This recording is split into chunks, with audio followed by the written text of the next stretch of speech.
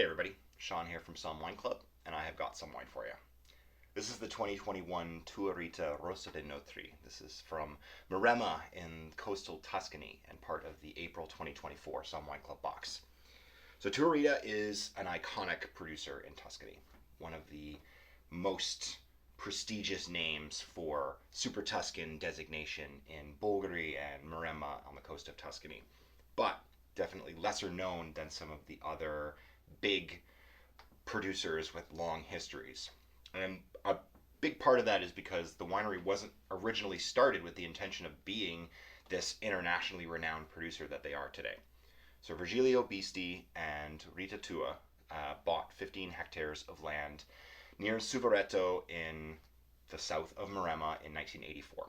Their original plan was to farm some land and make a little bit of wine for themselves and just be close to nature.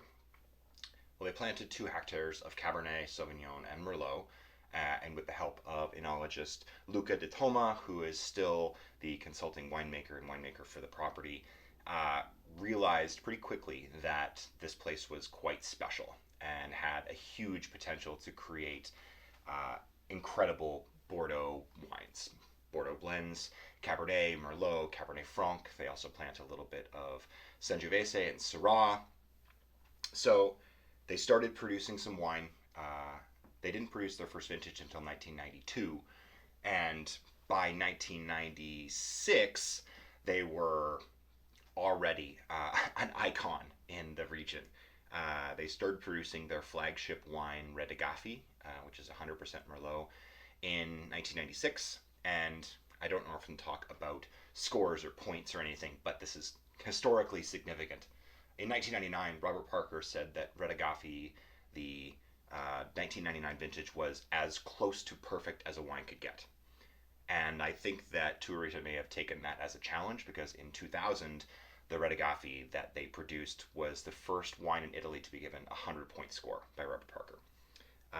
So Rosso dei Notri is their house wine. It's the second label of their Bordeaux blend, the Juice de Notri. So this is 40% Cabernet Sauvignon, 40% Merlot, 10% Syrah, 10% Sangiovese. Done for 3 months in a mix of neutral French oak barriques and stainless steel. They're not really targeting oak character here. It's just a little bit of texture, a little bit of additional development and tannin resolvement, and kind of allowing the wine to integrate for a few months in those oak barrels that aren't adding any flavor. So they've been producing Rosso dei Notri since 2000. Unfortunately, Virgilio Bisti passed away in 2010. The winery was taken over, or kind of helped along in management, by Virgilio and Rita's daughter Ximena and her husband Stefano Frascola, with, of course, the help of Luca de Toma, the winemaker, and now their son Giovanni is also more and more involved in the project. So this is still a small boutique winery. They only make 3,500 cases of wine a year. A good portion of that is Rosso dei Notri, their kind of like wine of introduction to the estate. So 2021 vintage, challenging vintage for Tuscany, but 2020 was drought, 2022 was drought. At least they got some rain this year. So let's see. Bordeaux blend. This is, and really good, like expressive Bordeaux blend. 2021, you would think, is still quite young, but it is showing just a little bit of development. It's starting to show a little bit of this kind of mushroomy, earthy character, but there's like black plum and blackberry being an equal blend of Merlot and Cabernet Sauvignon. You're getting qualities of both. You're getting this black currant, like darker fruit character from Cabernet. You're getting this black cherry, this cocoa note, this plumminess from Merlot.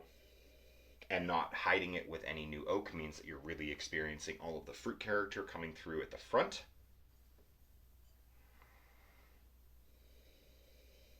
It's like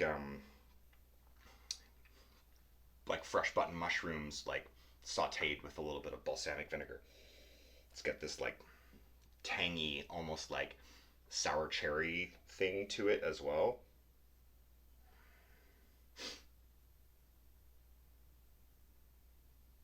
there's depth. Like it seems like darker and more like robust than I think it might be palate wise.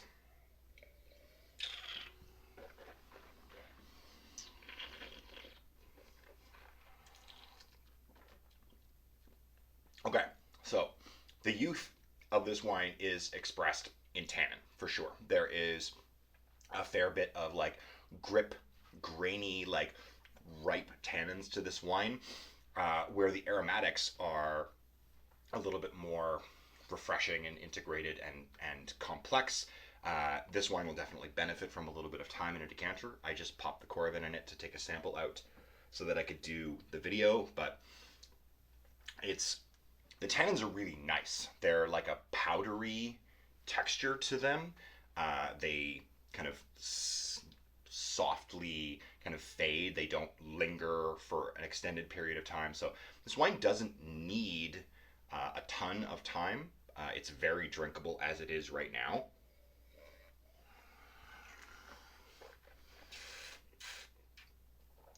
And that's really the focus of this wine in its production. In any case, this is a wine for drinking pleasure. This is not a wine that needs to be cellared for an extended period of time, although benefits emerge with a wine of this quality and this composure when you do lay it down for a few years. I've had older Rosso dei Notri that still shows spectacularly at 5, 6, 8 years of age.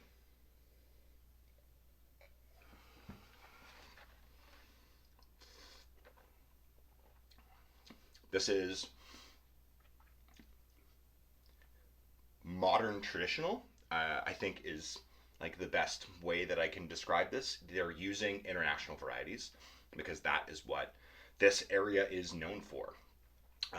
They do a lot of Cabernet Merlot, and if you look at the other Super Tuscans of Bulgaria and of the coast, even though they are a little further south, they're a little bit warmer and a little bit less fertile soils down in this little peninsula at the southern part of Maremma. So they're even slightly different than the more northern Bulgari Super Tuscan producers. And I think that that's a great benefit to the style of wines that they produce. This very easy drinking, refreshing, complex yet approachable, quote unquote, modern traditional style of Bulgari and coastal Tuscany.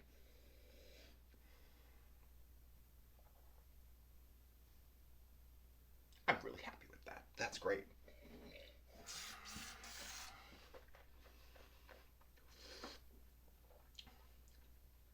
If this is your first introduction to Tua Rita, you're welcome, I guess. This is a winery that like I said, I've been tasting their wines for a number of years. They were here at Winefest this year, so I get to taste through the whole lineup of their current offerings, and they're all just spectacular. Um, so now you've had the Rosso dei Notri.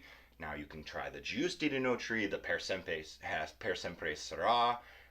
And if you're extremely lucky and maybe want to splash, you can see if you can find a bottle of Red Agave, and then maybe wait 5, 6, 10 years before you open it, because that's when it's really starting to shine.